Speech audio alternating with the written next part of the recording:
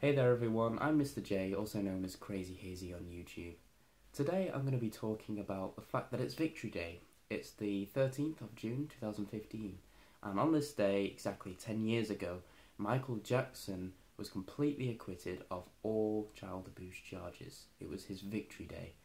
So today, to pay tribute to Michael and to sort of show him honour, I'm going to talk about why there's no shadow of a doubt in my mind that he really was an innocent person and that he was a good person as well. And hopefully by the end of the video, if you weren't really sure, then I would have convinced you, hopefully. If you've got a fully working brain and you're able to reason and stay completely unbiased for the duration of this video, hopefully I would have convinced you as well. But of course, everyone is entitled to their own opinion, and I don't want to force my opinion on anyone else. That's not what I'm trying to do. But today I'm going to be talking about the first case, what really transpired in the Chandler case. So, in the early 90s, Michael was driving around one day and he was having car trouble. And this family, the Chandler family, helped him out when he needed help with his car. So, Michael, in return, befriended the family. He invited them to his home, Neverland Valley Ranch, and he befriended Jordan Chandler, the young boy, and his mother June, and his father Evan Chandler. Now, Evan Chandler was a dentist slash drug dealer, I guess, if you want, because he used his profession to prescribe drugs to Hollywood stars, and he would use that as leverage for favours, to meet his own ends. So he would try and get in with the Hollywood stars by, prescribing them drugs.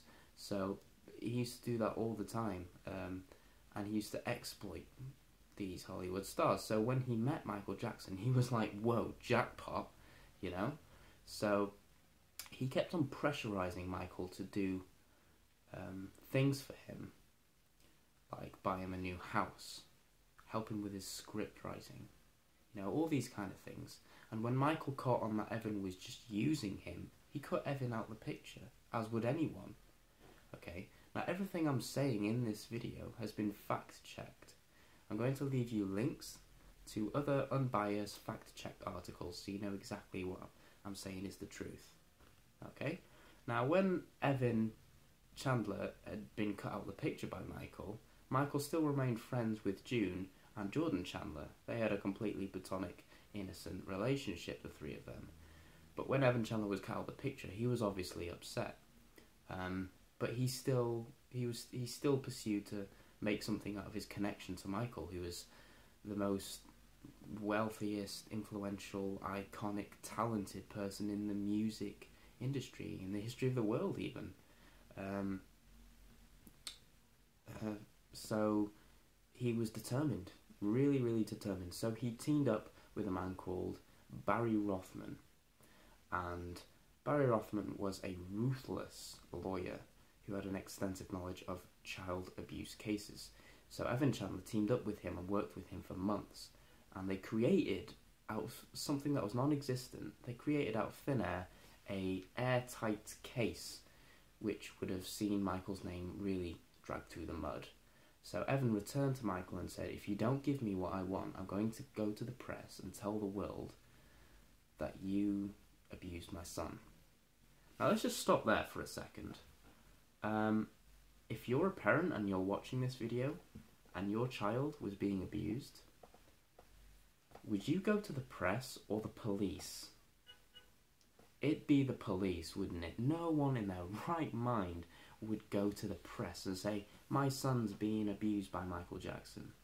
No one in their right mind would do that. If Michael Jackson was genuinely do it, you'd make sure that anybody who was doing that kind of thing to your child, you want to make sure that they go to jail. So why would Evan Chandler go to the press? So just keep that in mind. Obviously, Michael just said, no, you're not getting anything from me, just leave me alone, get out my life. And so Evan Chandler went through with it. Evan Chandler decided to go to the press, and he told his son, you're going to tell the world that Michael Jackson abused you. Okay, he made his son say that. So that's that. But here's the thing. Michael paid the Chandler family $20 million He paid Evan Chandler $20 million to just go away. And people see that as like an admission of guilt, like he was paying them to keep quiet, when that's really not the case. In fact, it's the opposite. Really, Michael went to his advisors and his lawyers, and he said, can you guarantee that I'll get justice in a court, and that everyone will know the truth, that I didn't do this, and that it's all lies? And they said, Michael, we can't guarantee anything. So they advised him just to pay the settlement, and just to get it all behind him, because this is something that could have gone on for years and years and years. Okay? Now, I think that it was kind of the biggest mistakes that Michael did make. I think he should have vindicated himself from day one. He should have gone to court the first time, instead of paying the family. But really, Michael just wanted to get the whole thing behind him as quickly as possible. And that's just human nature. Anybody would want that. Okay? But he really should have, I think, gone to court with it. So Michael paid them, and people see that as like an admission of guilt. To pay them to keep them quiet, when really it's the opposite, like I said. If anything, you should see it as the fact that Evan Chandler took the money.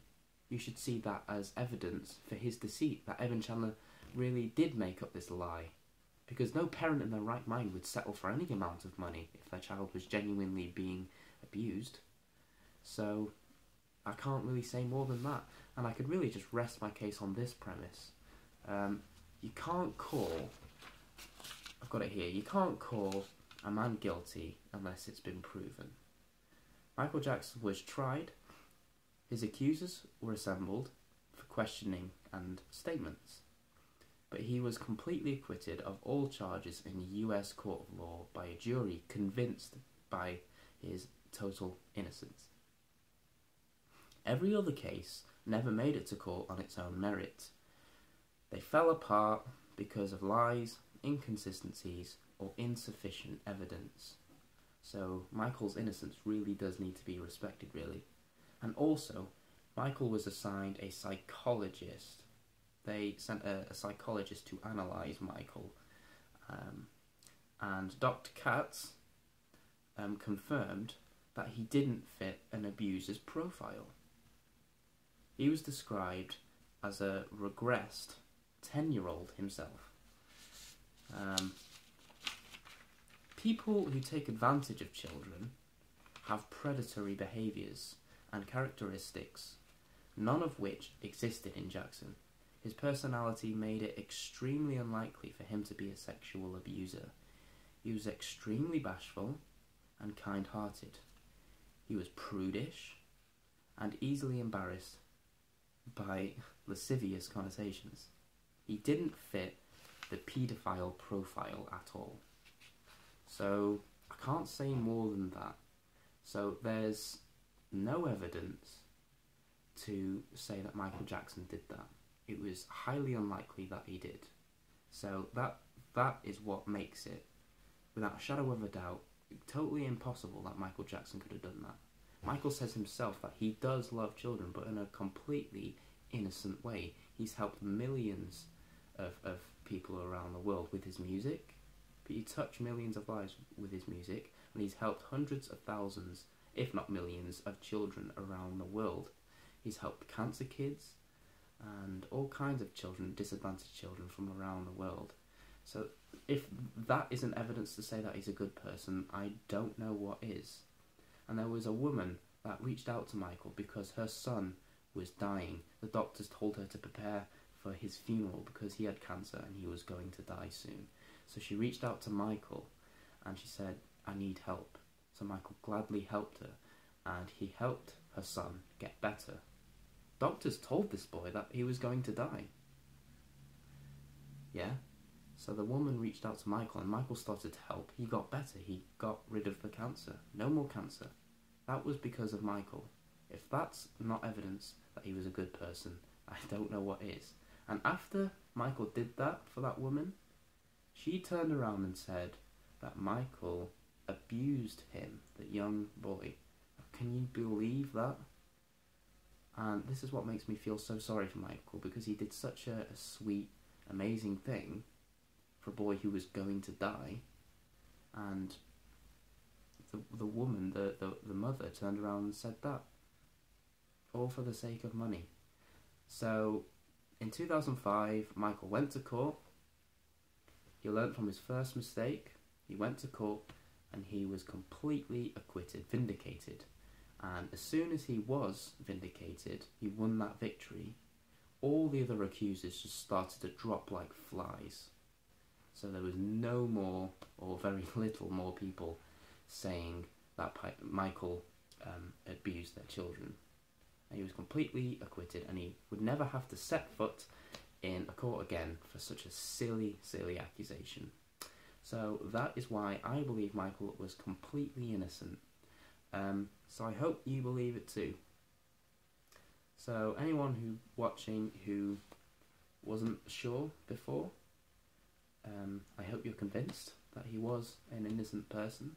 And there's so much more that I could be talking about, other cases and more details, and we go into a long 20.5-hour video of every single detail, but I'm not really going to do that.